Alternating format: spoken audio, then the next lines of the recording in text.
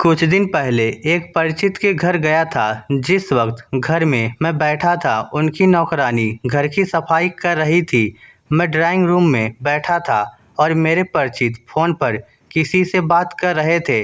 उनकी पत्नी चाय बना रही थी। मेरी नज़र सामने वाले कमरे तक गई, जहां नौकरानी फर्श पर पोछा लगा रही थी।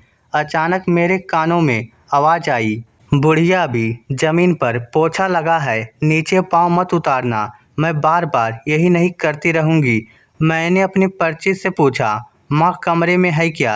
हाँ, जब तक चाय बन रही है मैं माँ से मिल लेता हूँ। हाँ हाँ, लेकिन रुकिए, अभी अभी शायद पोछा लगा है, सूख जाए फिर जाइएगा। क्यों, गीला है तो? नौकरानी दोबारा लगा देगी। नहीं लगाएगी तो थोड़े निशान रह जाएंगे फर्श पर। क्या फर्क पड़ेगा? परिचित थोड़ा हैरान हुए।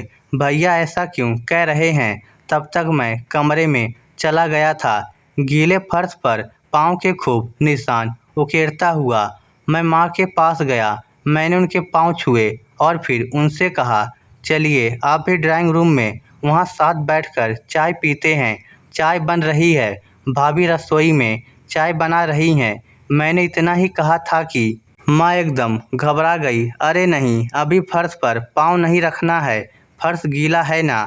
मेरे पाँव के निशान पड़ जाएंगे, पाँव के निशान पड़ जाएंगे। वाह, फिर तो मैं उनकी तस्वीर उतार कर बड़ा करवा कर फ्रेम में लगवाऊंगा। आप चलिए तो सही। पर माँ बिस्तर से नीचे नहीं उतर रही थी। उन्होंने कहा, तुम चाय पी लो बेटा। तब तक मेरे परिचित भी माँ के कमरे तक आ गए थे। उन्होंने मुझसे कहा, माँ सुबह चाय पी चुकी है, आप आइए भैया। नहीं, माँ के साथ मैं ही कमरे में चाय लूँगा। चमकते हुए टाइल्स पर मेरे जूते के निशान बयां कर रहे थे कि मैंने जानबूझकर कुछ निशान छोड़े हैं। वो समझ नहीं पा रहे थे कि आखिर मैंने ऐसा किया क्यों। उन्होंने मुझसे तो कुछ नहीं कहा, लेकिन नौकरानी को उन्होंने आवाज़ दी, बबीता जरा इधर आना। इधर भैया के पाँव के निशान पड़ गए हैं, उन्हें साफ कर देना। बबीता ने गीला पोछा फर्श पर लगाया। जैसे ही फर्श की दोबारा सफाई हुई, मैं फिर खड़ा होकर उस पर चल पड़ा। दोबारा निशान पड़ गए। अब बबीता हैरान थी, मेरे परिचित भी। तब तक उनकी पत्नी भी कमरे में आ चुकी थी। उन्होंने कहा, भैया आइए, चाय रखी है। मैंने परिचित की पत्नी से कहा, बुढ़िया के लिए चाय यहीं दे दीजिए। मेरे परिचित ने मेरी ओर देखा। मैंने कहा, हैरान मत होइए। वो चुप थे। मैंने कहा, मुझे ऐसा लगता है कि आप लोग माँ को प्यार से बुढ़िया कहकर बुलाते हैं। नौकरानी वहीं खड़ी थी। सन परिचित की पत्नी वहीं खड़ी थी। सन परिचित ने पूछा, क्या हुआ भैया? हुआ कुछ नहीं, मैंने खुद सुना है कि आपकी बबीता माँ को बुढ़िया कहकर बुला रही थी। उसने माँ को बिस्तर से उतरने से धमकाया भी था। यकीनन काम वाली ने माँ को बुढ़िया पहली बार नहीं कहा होगा, बल्कि वह कह भी नहीं सकती उन्हें बुढ़िया।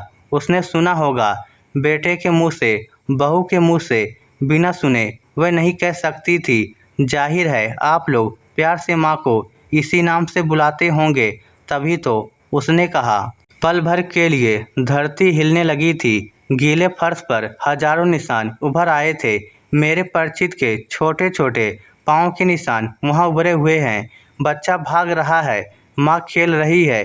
बच्चे के साथ साथ एक निशान, दो निशान, निशान ही निशान। माँ खुश हो रही है।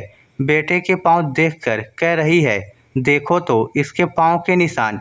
बेटा इधर से उधर दौड़ रहा था, दौड़ता जा रहा था। पूरे घर में बुढ़िया रो रही थी। बहू की आंखें झुकी हुई थी। बबीता चुप थी। भैया गलती हो गई, अब नहीं होगा ऐसा। भैया बहुत बड़ी भूल थी मेरी। मेरे परिचित अपनी आंखें पोंछ रहे थे। मैं चल पड़ा, सिर्फ इतना कहकर कि आंखें ही पोंछनी चाहिए, उस फर्श को तो चूम लेना चाहिए जहां माँ के पाँव के निशान पड़े हों। इस स्टोरी को लेकर आपकी क्या राय है? नीचे कमेंट करके हमें ज़रूर बताइएगा। धन्यवाद।